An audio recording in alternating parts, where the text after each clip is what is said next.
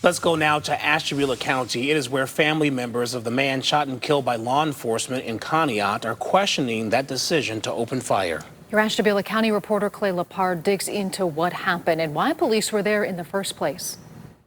Evidence markers piled outside this Conneaut home serve as a reminder of what happened less than 24 hours ago. Deputies were serving felony warrants and found the man they were looking for, identified by family as 34-year-old Brandon Butts. He was in the basement with someone else.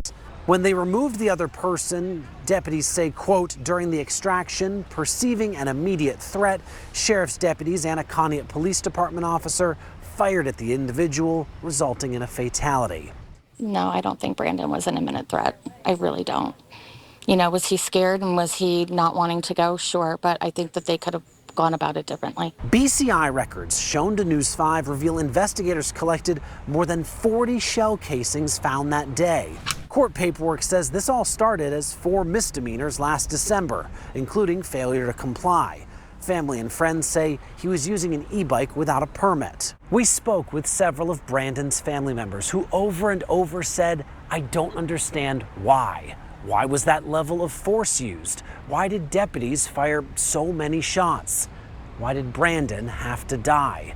That family did not talk on camera for the story on the advice of their attorney. News 5 researched Brandon Butts' criminal history. His family admits he had run-ins in the past when it came to drugs, but News 5 did not find any violent criminal charges or gun-related charges. Most of the things that Brandon did to himself and hurt himself. He would never hurt a soul.